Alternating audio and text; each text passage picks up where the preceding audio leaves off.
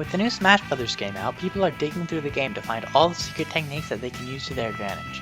You got foxtrots into perfect pivots into smash attacks, all the new strategies around the ledge mechanics, and a completely new way to DI out of hits using the new vectoring mechanic. Except for, you don't got the last one that's been patched.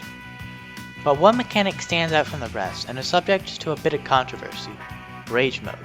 For the uninformed, Rage Mode is the state a character goes into at higher percentages, where they hit opponents further than they normally would. Critics of this mechanic say that it is anti-competitive because Rage rewards a player for getting hit. You see, in Smash there are two reasons to attack the opponent: percentage and launch. First you build up percentage, and then that'll boost the amount of launch you hit with next time you land a hit. But if the person getting attacked is also getting rewarded with the ability to hit further, does that hurt the game as a competitive title?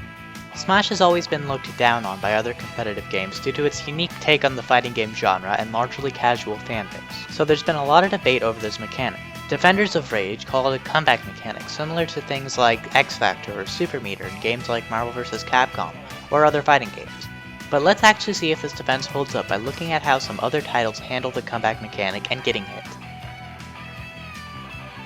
Injustice Gods Among Us is a more traditional fighting game by the guys who made Mortal Kombat.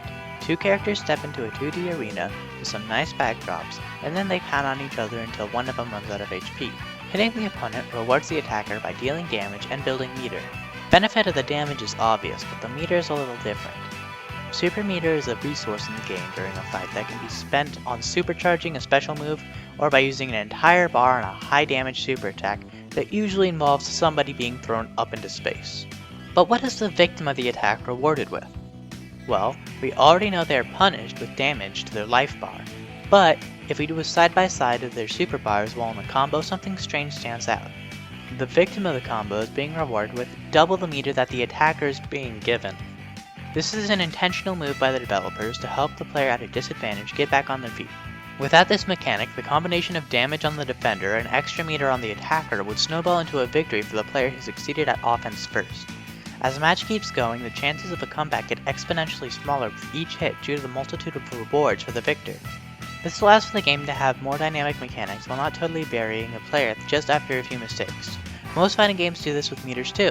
Skullgirls gives you more dramatic tension when you get trapped into a longer combo, and Marvel does the same thing except for the numbers are just a bit more messy. Plus it has X Factor, which is pretty much a universal buff to everything your character has. You only get to use this mechanic once a match though, and the strength of the buff is dependent on how many characters you have left. This incentivizes using it later in a match to come back from defeat.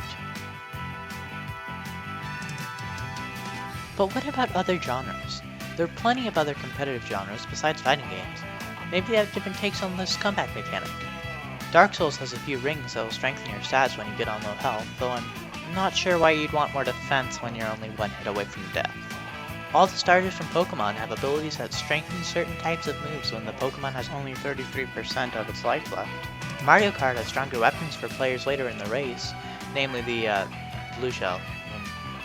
Actually, let's not talk about Mario Kart, because that one kinda sucks.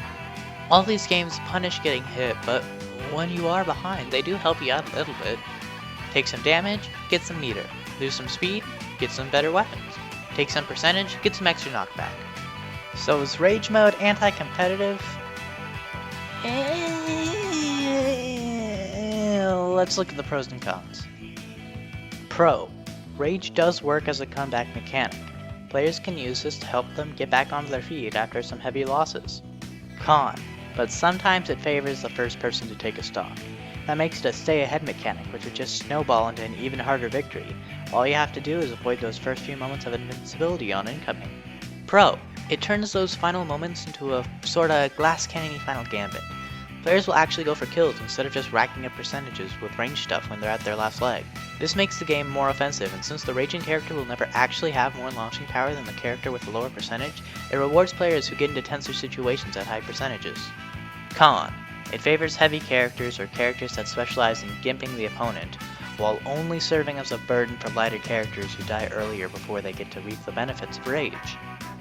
Pro. Rage encourages gimping characters, which correlates with the new ledge game.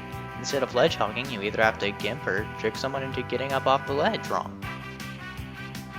Con, it makes launch distance even more confusing. If I hit someone in other Smash titles, their launch distance is easily calculated by their percentage, but in Smash 4, I have to think about two different numbers. I mean, that doesn't sound like a lot, but it is in the moment. Here's a split-second calculation. I'm hitting a light character at 88% with a strong move, at mid-screen with 50% on my character, and I also have my Smash ability buffed. Am I gonna kill? Oh, well, guess not then. Is it competitive? Sure. Is it perfect? No. It has a few major flaws, but hey, if we live in a utopian world where Super Smash Bros. Games are getting patches, then you never know, this video could be updated in a week.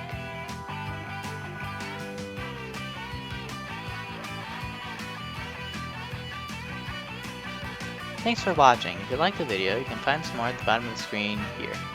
If you want more Smash, click here. This is a great quick video about 7 mechanics that will help you get better at Smash just by knowing that they exist.